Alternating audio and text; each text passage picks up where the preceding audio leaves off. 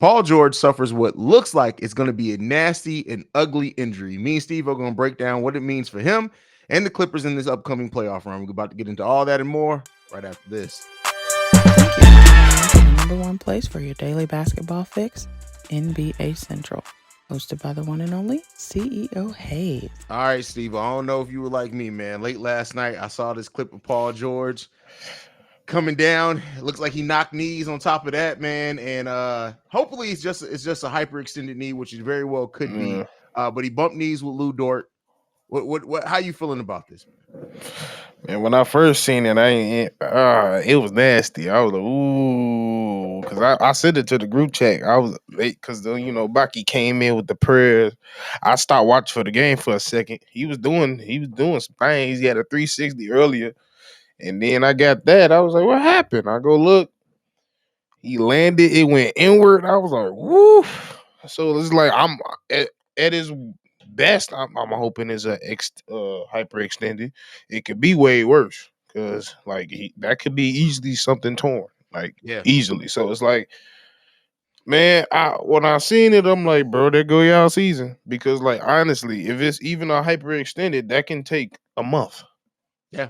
So it's Yeah. like, hey, I can see them falling out the playoffs. Honestly, I mean, to be honest. I mean, if they can play well enough to get to the playoffs, and again, for those that don't know, we're recording this before the details of the injury come out, and we'll update once that does come out. But if it is the hyperextension at best, you're still looking at if the Clippers can get in, find the way whether in the play-in playoffs, whatever it is, you're looking at him maybe not coming back to the Western Conference Finals, maybe the second round of the playoffs if you're lucky. And so with the Clippers and just with how their season's going, man, they're 5-5 in their last 10. They haven't looked like great. I wouldn't say they've looked horrible either. They are the fifth best team in the Western Conference, so there's something to be said there just with how close that conference is. But any injuries, anything with this conference, keep in mind they're fifth right now, but between them and being out the play-in at 11, there's only a 3-game or 2.5-game separation. So any type of major injury can completely change your playoff hopes, man. And I don't know if I feel like the Clippers have been playing well enough to where they can sustain missing Paul George for an extended period of time. What do you think? Like I said, I think it goes real downhill from here because Mhm. when he's not, when they're 6-11 without Paul George, they only won 6 games without him, and that's with Kawhi in some of them games. So it's like, with that being said, and I've noticed like they're already with both players, they're not the best defensive team as they should be. Yeah. So I know the defense is trying to drop even more than it already is, and the scoring is going to drop. And with you not knowing what night Kawhi is going to play, and still if he does play every night, I don't know if this team is good enough or have the cohesiveness to get it together. Honestly, I mean they have a good coach, but I don't know if they can get through it. I can honestly see them falling out the playoffs. Now they do have Russ, who looked really bad with them when he first started. He's coming around. He looks okay. I don't think he looks amazing or anything. But do you think the absence of Paul George can Russ step it up enough to where it can help? He only gets you so far. Like I I feel you. mean, and Russ is one of my favorite players, and it's just at this point of his career, like he's not that Russ that can sustain a long stretch over and lead and carry you. Like he's just not that player no more. Now, can he assist in the right way, being coached right in the right system? Yeah. Is this the right? I don't know yet. It's still cloudy. So I'm anything is possible. Like it's not like completely, but do I see it? I'm not sure yet. That's fair. Who else are you looking for to step up maybe and while Russ is out? I'm sorry, not Russ. While Paul George is out. Hmm. Um, I don't know, cause like even though like, cause my next person would be Norman Powell, and he's been out. Like you Yeah. don't, and they don't know when he's coming back. So it's like you're running out of buckets right now. You're running out of buckets. Your only certified bucket you got right now is Kawhi. That's a So great point. it's like I don't really know. Like I'm trying to see here.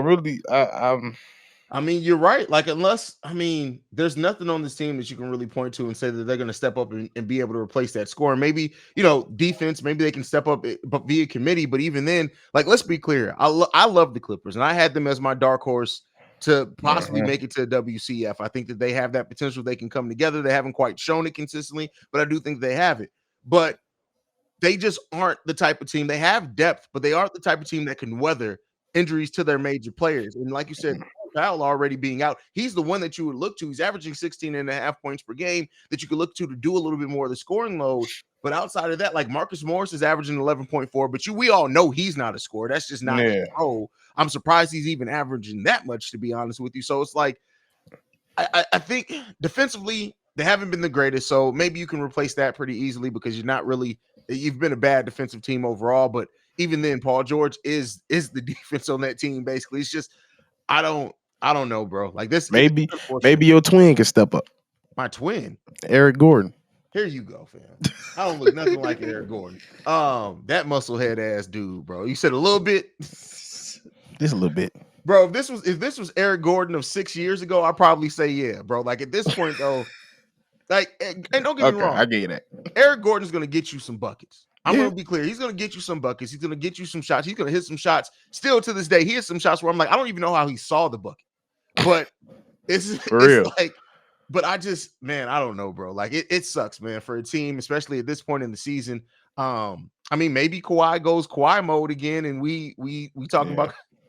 You know how I feel about Kawhi Leonard, though. Bro. At this point, bro. Ooh, I feel like and maybe he's saving it for the playoffs because Kawhi just he beat, bro. I don't know, that man is the definition of cap, bro. That would just be capping, like, bro. I'm so tired of him, bro. Like, bro, Cap Y is okay. Cap Y, Cap Y, Cap Y. I'm still in that. That's his name, Cap Y. That name, whatever, be capping. I don't care. Oh, I can't play my knee sore, bro. Everybody knee sore. It's the end of the year, bro. I like Kawhi, man, but I just you just clearly see Kawhi is just he's not Kawhi anymore. And that's the thing. If everybody ever pays attention to me, if I go hard on you, that means I like watching you. Yeah. I've said this so many times back in years. I said, if I was to have a son, if you have a kid growing up, hey, watch Kawhi. That's who I want you to watch. I want you to watch him. Out of everybody right now, watch him. And then pick everything else off. But to get the fundamentals right and everything else, mentality, watch him. I feel that. What do you think this may mean long-term implications? Do you think that the Clippers look at the season that they had and they look at it and say, listen, we got to do something to get some healthy players in here that we can bet on? Do you think that they not necessarily blow this up? Do you think they make a decision between Kawhi, Paul George? Do you think that they do something like that this offseason? What do you think? Man, it's time to call Bob the Builder because it's time to retool up in this motherfucker. I'm sorry. It is. I'm sorry. It's just been every single time you think they're the dark horse, they have a chance. Yeah. They wet the bed. They just let you down. And it's not even like they've gotten close. Like, so it's like they're getting up in age. They're starting to get injured now. It's time to make a decision. Like, I think this is the year that you be like, hey, we done tried it. It's time to get some picks or something, get some young players. I don't know. Like, it's a lot of directions you can go. So, I don't know. I mean, you got to look. There's a lot of teams that after the season with the parity are going to be trying to go in acquisition mode. If the Clippers do decide to just be like, hey, man, this team ain't going to be it. It ain't it. And they go full rebuild. I mean, I think they're going to get some calls on it, but this team had so much promise, bro. And like we were really seeing the man-made super teams. If they're organic super teams, they last. But like the player pick super teams, Brooklyn failed. Kawhi and Paul George have failed. Like it seems like it's coming to a halt, fam. Bro, for real. Like and that's a good point. That the people that's like when you let players pick. It's showing that everybody they can't make the sound decisions. Like they really show you how hard it is to be an actual GM in this league. Yeah. Like it's not an easy task. Like it's a lot of stuff. Like even like you can go back to them like the OKC, Russ Melo and Paul George, like that real thing. Like it might look good on paper, but it gotta fit. Everything is about fitting. It's about fitting the scheme. It's about fitting the play style. And like my whole thing with since they've been together, Paul George and Kawhi, was have they had that conversation on who is who? Who's Great that point. dude? Because once you have that understanding of who is who, you can kind of run a specific scheme around both. Because yes, they are both similar, but they're different. I feel you there. So you can run it a specific way based on who's the one or two. They both been ones. And when you both got two runs, that's like having two quarterbacks. You got none. That's a good point. I mean, they both been one and they both been not healthy. So it's like that And on not top of playing. everything. Bro. So the Clippers got some things they need to figure out for sure. It sucks to happen at the time it did. And like I said, the details haven't come out. Let's hope that maybe it's more positive than either one of us are giving it credit for. But I'll tell you what, that injury looked nasty. And it doesn't look like he's going to be coming back anytime soon. But hey, hopefully we're wrong on that. Hopefully we're wrong. For real. That's one of my favorites. Yeah, man. But that's it for us for this one, man. You guys can follow him at Steve-O Speaks on every social media platform. You can follow us collectively at NBA Central Pod. You can send us any feedback, questions, comments, concerns, NBA Central Show at gmail.com. And then if you want to leave a voicemail, text message 773-270-2799. We out this mug. Peace out. This has been a presentation of the Breaks Media.